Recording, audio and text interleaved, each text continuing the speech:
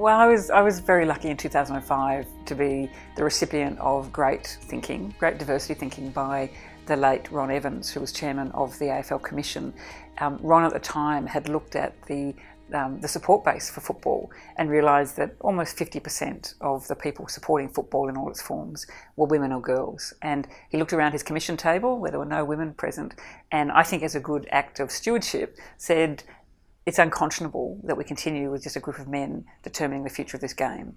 So he instituted a process to make a direct appointment to the Commission for a woman, and ran a very sophisticated process. I suspect at the time we were asked questions, the women candidates were asked questions that men have never been asked before joining a sports board, because the good old boys just knew each other and they trusted one another and made those appointments. But for the women involved, we were asked over multiple interviews questions about the rules of the game, whether we could cope with the hierarchy of the game, and would we fit in, and questions that would never be asked of a man. But that's sort of by the by.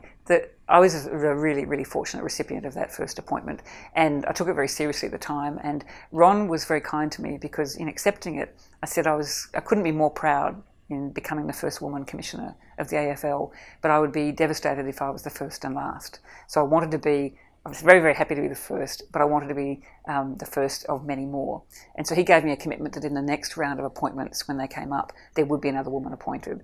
So it was the beginning of, I guess, understanding the power of stepping up and being effectively a quota appointment. I was very comfortable with that. Many other people were not comfortable with that direct appointment and said I hadn't been compared to men, so I couldn't be proud of it. And I speak often about the fact that when women are asked to step up because of the benefit of a quota or affirmative action, do it proudly and just do a good job to make sure you clear a path for others. And so the next appointment to the board 2 years later was Linda Dessau, who's now the Governor of Victoria, so no slouch when it came to her capacity and her merit.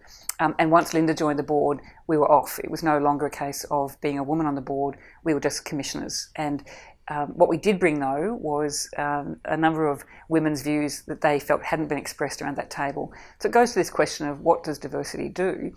Lots of women who were playing the game and had seen successive group of men ignore the fact that women wanted to actually be playing the game at the highest level. They found advocates in Linda and me around the table. And so we were able to go and watch women play football at the highest level, bring that information back into the Commission, and continue to just push incessantly about, why don't we have a game that respects women at the highest level? And that act led over a period of 10 years to the launch of the Women's League earlier this year.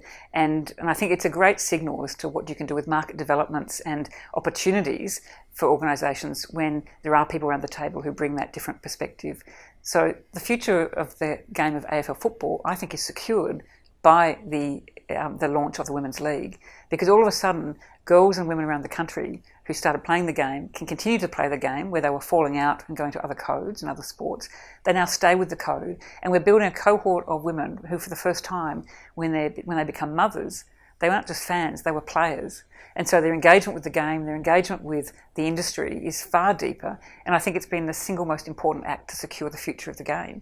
I think Gil McLachlan thinks that today. I know Mike Fitzpatrick, the former commissioner until recently, who chaired the commission until recently, he would have that view. And so these simple acts of actually bringing a new voice and putting it into the governance table and stewarding those things so that they become part of the business plan, to me, is told really well through the story of the launch of the Women's League. And of course, I'm so excited for those women, because they're showing us what it means to actually be fully inclusive in a sport for a group of people who were neglected and thought of in a particular way, and now are treated as elite athletes with a right to play just like the men.